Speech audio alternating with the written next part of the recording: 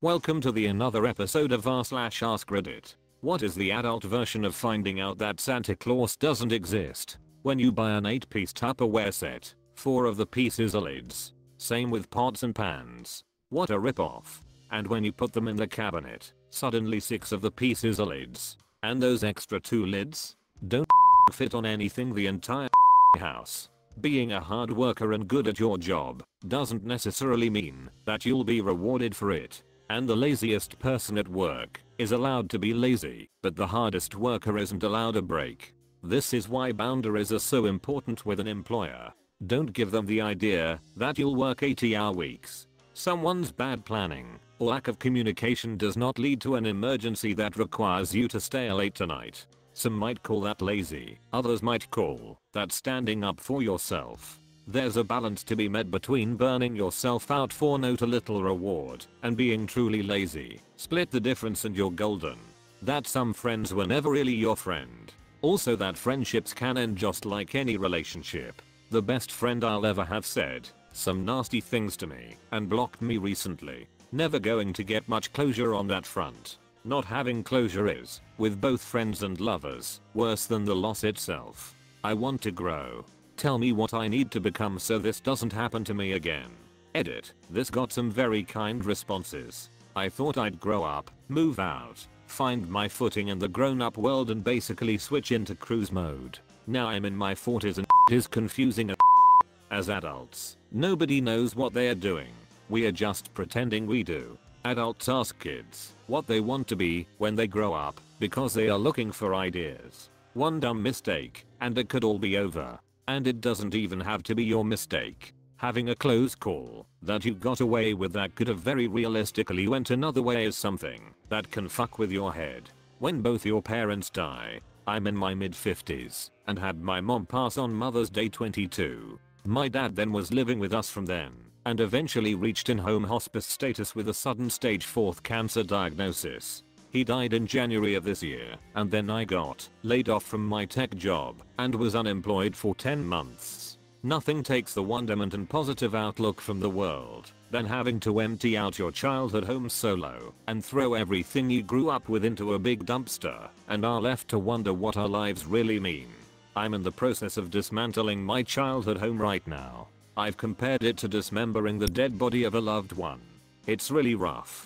Finding out that your parents are people too, with weaknesses or flaws that you were blind to when you were young, and the day you suddenly notice how old they are, when their mortality finally hits you. Yep, had that day earlier this month. Was visiting for dad's 75th birthday. As I was leaving, out in the sunshine, and fixing to get in the truck, I suddenly saw how small and frail looking they are now. Mom hid me the hardest. She's started to shrink. They are both healthy, but dad's just worn. Been also doing the math lately. The math where you count up how many times you see them a year and then multiply that by how many years they have left according to the average. I've had enough crap and surprise losses in my life that I've long since started parting with family and friends like it might be the last time I get to see them. But that times left to see them calculation really clobbers me with my folks, and it's not even that bad yet for me. Given the ages of my grandparents, when they passed I've probably still got somewhere between 150 to 200 visits. But the meter is running. Sometimes there is no justice. My ex murdered my 10-month-old son and got 15 to 30 years. First shot at the parole board was 2020, and it was rubber stamped. She's out now, after serving the minimum, for drowning an infant for insurance money. What the That's horrible. When I was a kid I thought adults had everything figured out and couldn't wait to grow up so I could be like them.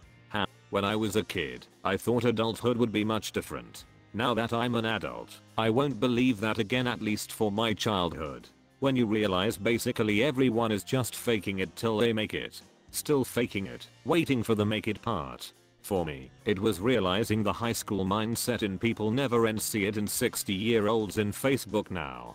It's actually infuriating when you're in a work environment and the people that work there still all act like high school students. Joe's sitting around looking at his phone, boss, so I'm not going to work either.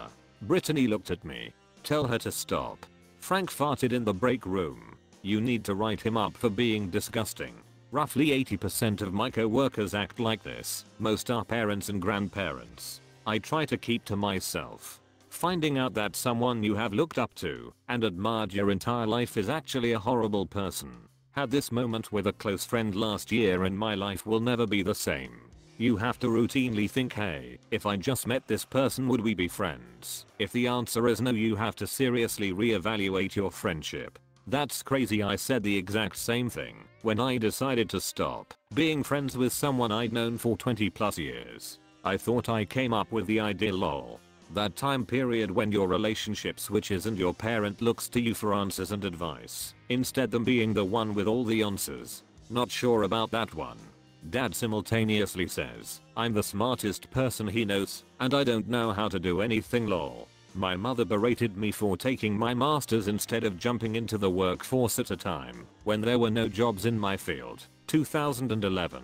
She also believes that, because she inherited generational wealth, that anyone can pull themselves up by their bootstraps and work a minimum wage job to buy a house. We don't talk much, working full time, and being too drained to chase your actual dream. You guys have dreams? I just don't want to be in pain every waking moment. That going to college and getting a 9 to 5 wasn't going to be the fun, creative lat-filled experience rom-coms would have you believe. And that getting a 9 to 5 means that you will actually get to stop working at 5. It's where I draw the line.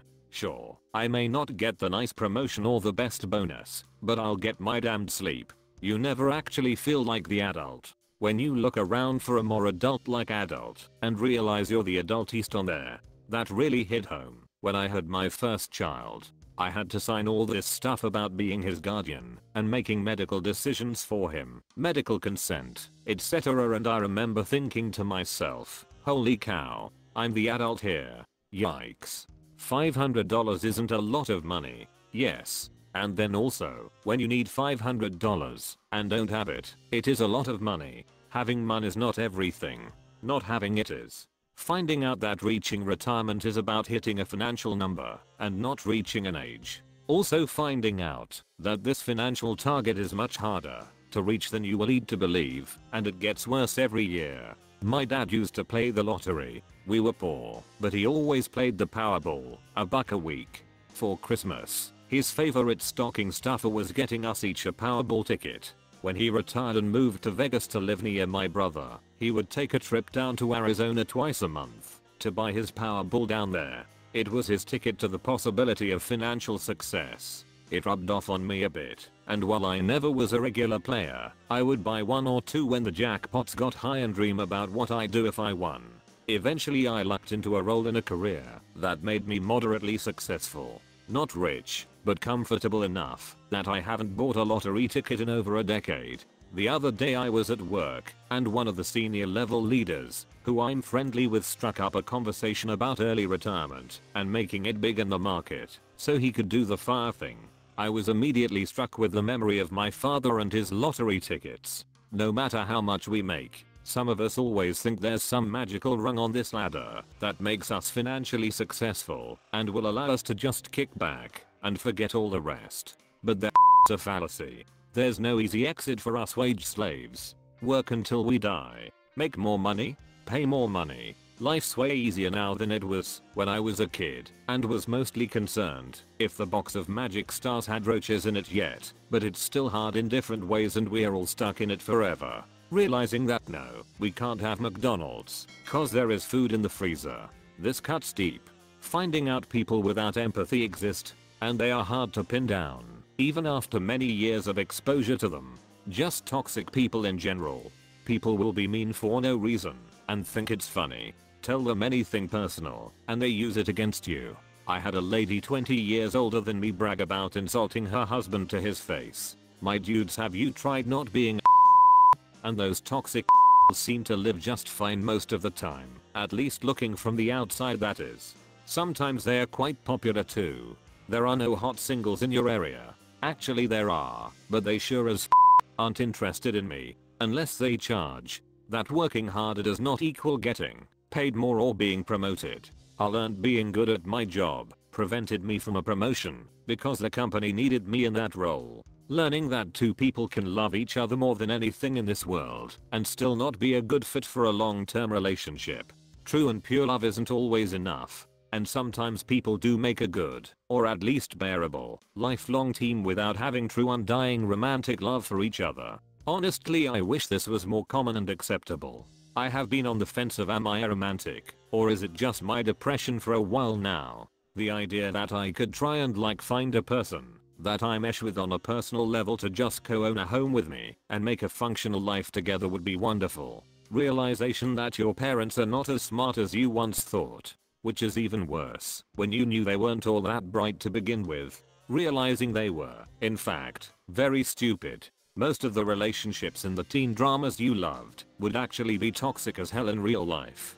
Didn't watch much of them, but Twilight come to mind first. My god, Edward seemed so mysterious back then. Now it's like, dude, you don't need to be gloomy. A bachelor's degree is not a coupon redeemable for one full-time job in your field of choice after graduation. Neither is a master's or a PhD. Realizing you'll probably never have a aha moment that tells you what you want to do with your life, and you'd better just pick the least depressing choice. Realizing that you can be anything you want is far from true. Opportunity rarely drops itself freely at your doorstep. You've got to keep your eyes open for when opportunity shows itself. Be prepared and available for when it does show up at your door. HR is not on your side. HR works for the company. Never forget that. That doing what you love for a living and not having to work a day in your life is a very dangerous choice. When you turn your passion into job, it no longer becomes an escape or a hobby. It is now your livelihood. Stuff like doing art, streaming video games, opening your own Etsy shop, and expecting to take off like a rocket when it's never that easy. And most people who do it are either very lucky or have been prepping for a very long time. Doing this can cause you to lose your passion and love for it so much that you may never want to touch it again. For me, it was finding out those HGTV shows are all more or less staged. I have an aunt that worked in production in a couple big reality TV shows. Completely shattered the illusion. My old boss 15 years ago was on House Hunters. Not only had they already closed on the house they chose before shooting started, the other houses they were considering were just their friends' houses. Not even for sale. When you finish eating your dinner and there is no magical person to wash the dishes and you have to wash them yourself. I've only lived in a house with a dishwasher for 2 years out of my nearly 40, and that was 20 years ago. My kitchen now is too small to fit one.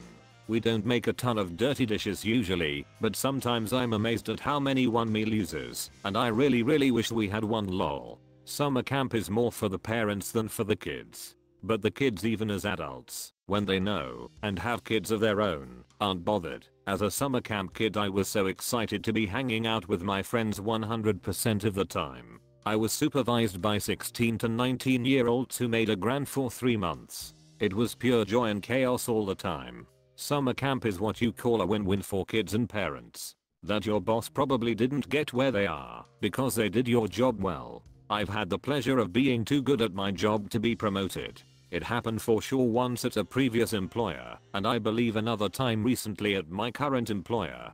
To great shock to the company, I quit for a better job somewhere else. Finding out that you're getting older, which means getting uglier, less mobile, worse health, etc. You can delay poor health to an extent, but one way or another, it's coming for us all.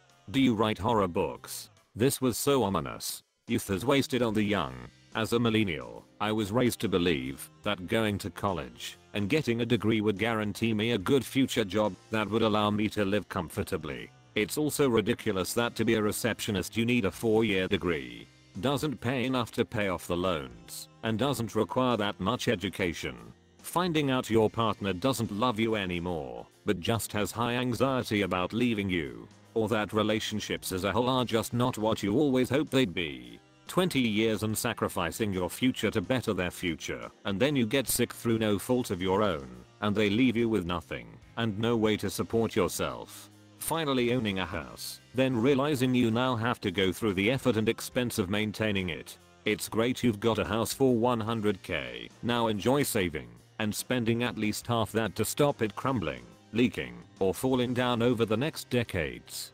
House for 100k, or cries that won't even buy an empty block of land here. My uncle's AC unit exploded a month after buying a house. The cost to get a new one plus repairs was around 14k. Thank you.